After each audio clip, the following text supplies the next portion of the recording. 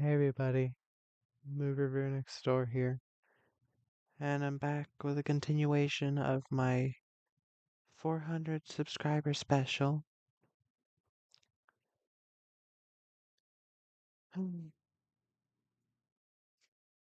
with legitimately one of the worst films I've ever seen, because I have nothing good to say about this. Birdemic 2 The Resurrection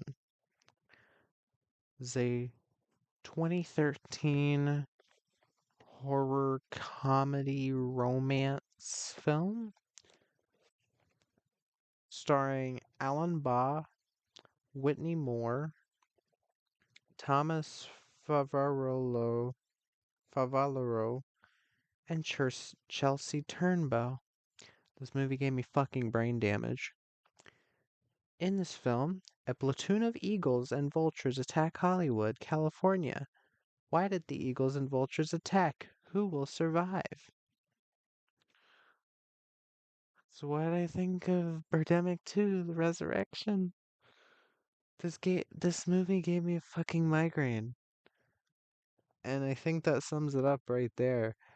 Uh, I don't even think the people who love the first movie love this movie because it does the thing that you never do with bad movies. Never try to make a bad movie on purpose because there's like a teeny tiny margin of films that reach that. Some people think Neil Breen is doing that. Um, I don't know. I'm never watching a Neil Breen film. Um, this is what it feels. Excuse me, it feels like James Nguyen is trying to do here. Um,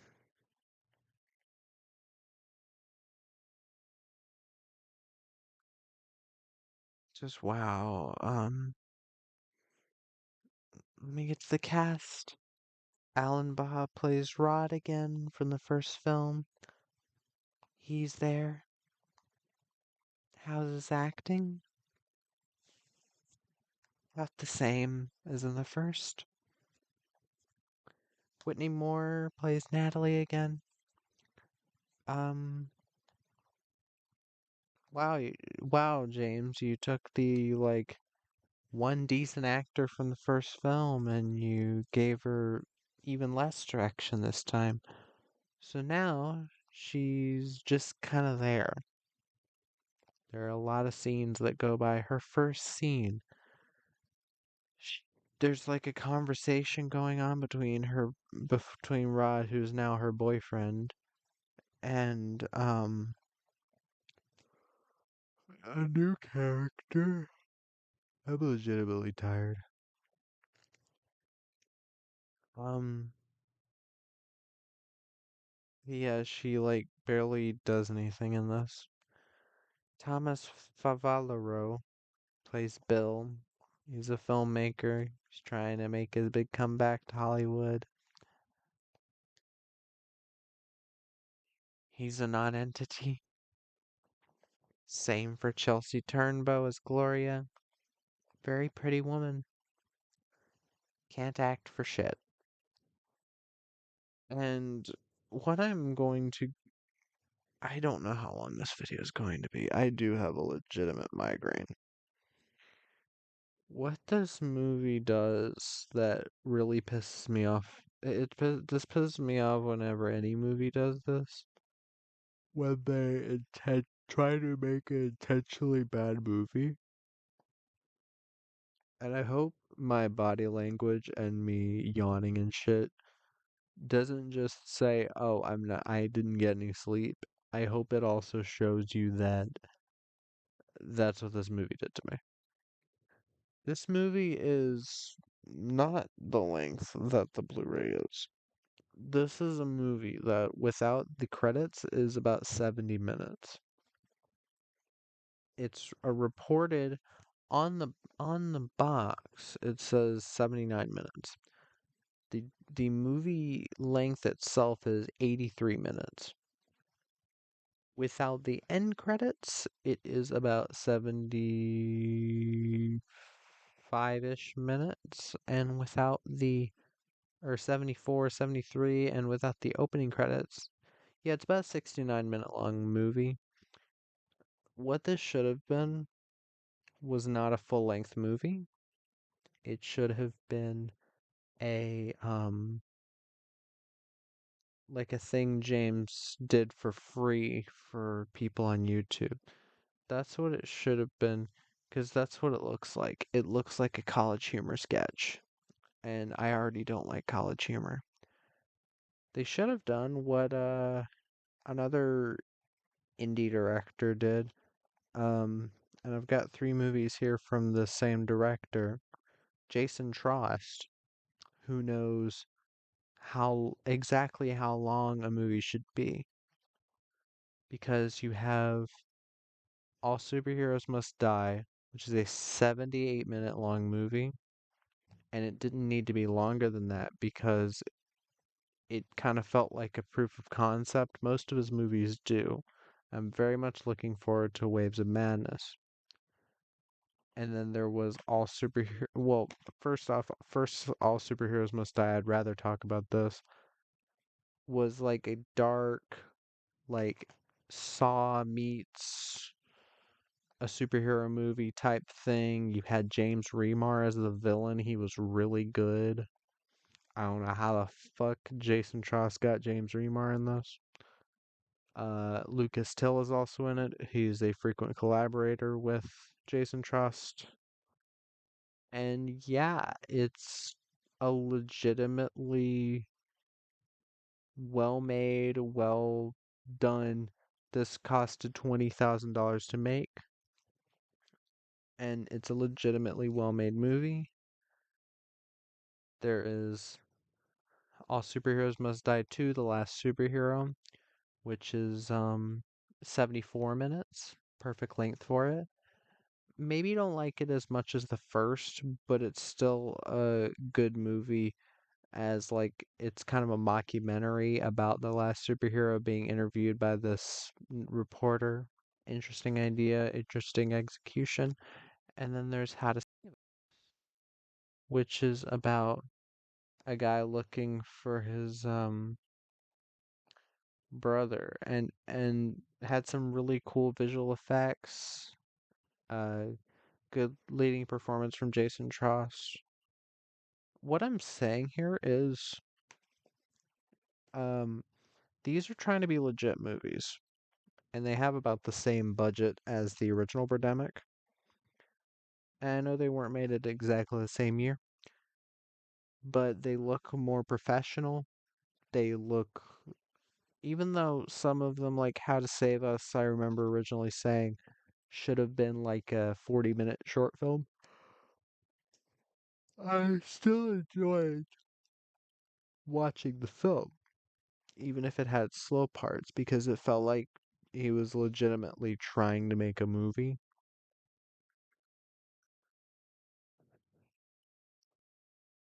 This piece of shit is a shitpost movie. Why do I call it a shitpost movie? I hear you not asking, but I'm going to answer the non-existent question anyway. A shitpost movie is when you on purpose make a movie bad because you think that's what the bad movie crowd likes. Now, as someone who doesn't usually like to call something bad unless it is actually like abhorrent, and I'm like, I don't believe any love was put into this, or just the messaging behind the movie is just so disgusting. Like my worst movie of all time, Our Lady of the Assassins, where that movie's message, the real life story behind it, and everything involved in that film disgusted me to my very core. And that's why it is the worst movie I've ever seen personally. Other people apparently hail it as some amazing art film.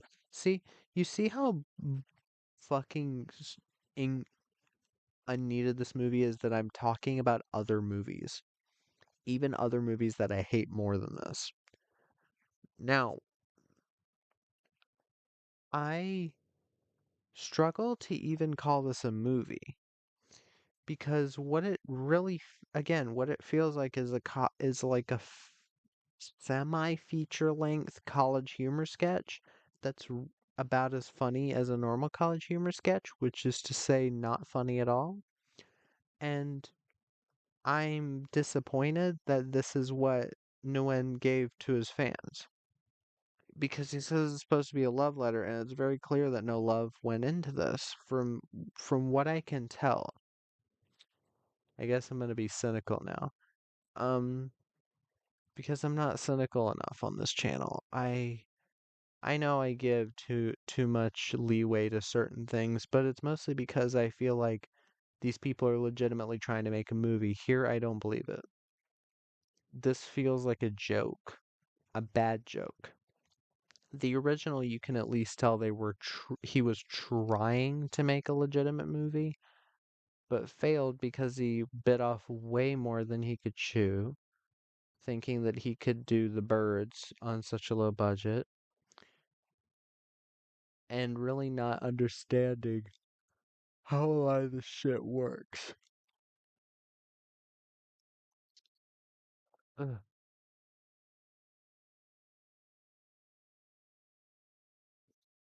And what is really oh god, I've got allergies now. This movie was so fucking bad it gave me allergies. Yay. Let me see, were there even fucking reviews on the back of this one? Bigger and better than the first film, incredibly, no one has managed to once again capture lightning or something in a bottle. It makes Plan 9 from Outer Space look like 2001: A Space Odyssey. Are these good reviews? I can't tell if that's supposed to be a good review or if it's somebody bullshitting. Apparently, from this review on the back of the third one, Blu-ray, it's the best of the trilogy. Yeah, I'll believe it when I fucking see it.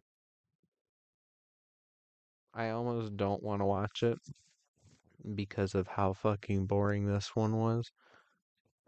You have pretty much the entire movie, for the most part, is referencing the first film, which is something you don't want to do because that's how you get shit like A Christmas Story 2, where pretty much every single joke is a rehash of a joke from the first, just done way, way, way worse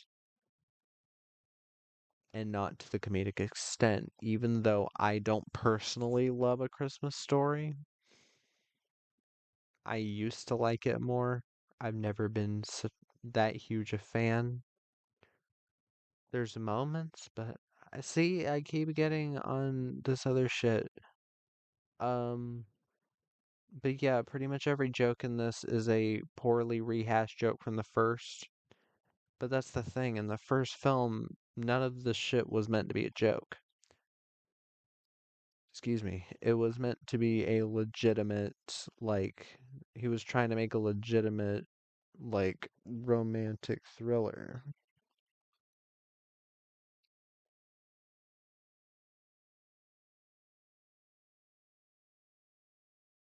I feel like I'm dying.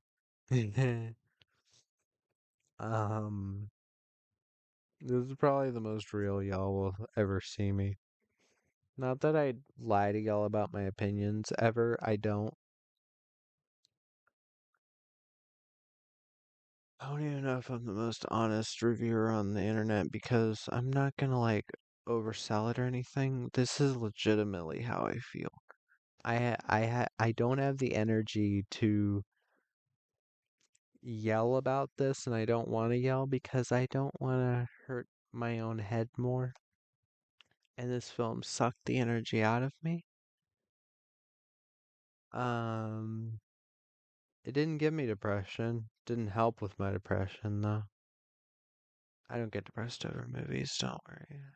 Except for shit like Our Lady of the Assassins, but that's a different thing. I'm never watching that piece of shit again. Unless somebody wants to pay me. But yeah, um, what is there to talk about? The score in this, at least the score in the first one, I was like, okay, there's some legitimately decently made tracks. Here, it feels like the score of a shitpost movie. It feels like stock music all the way through. Um, Again, the acting. No one here is worth a shit. Patsy Van Ettinger, the mom, returns, but only for one scene. The biggest highlight of the movie is the Damien Carter song Starbright, which is, I swear to God, a twice as long dance scene than in the first.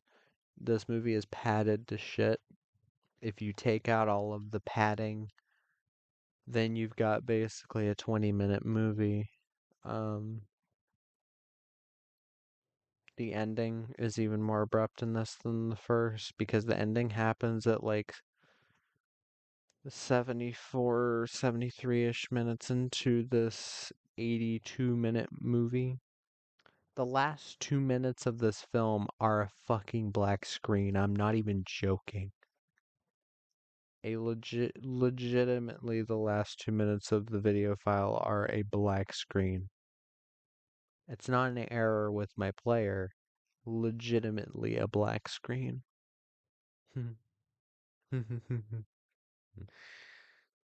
Yeah, that's the type of film this is. Yeah, here's a little thing to filmmakers.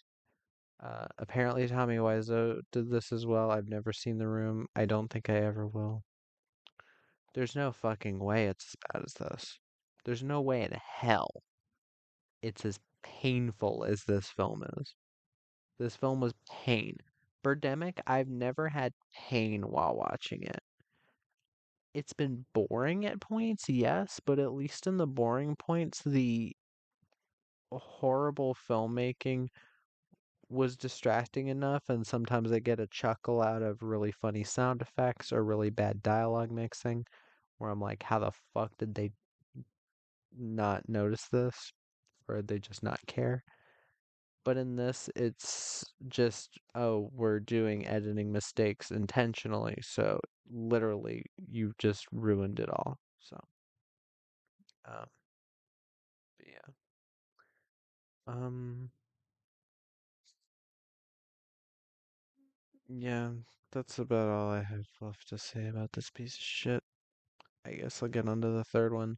There's no way it's worse than this. There's no fucking way. Because from what I hear, James Nguyen was serious for this one, so hopefully it's not as bad.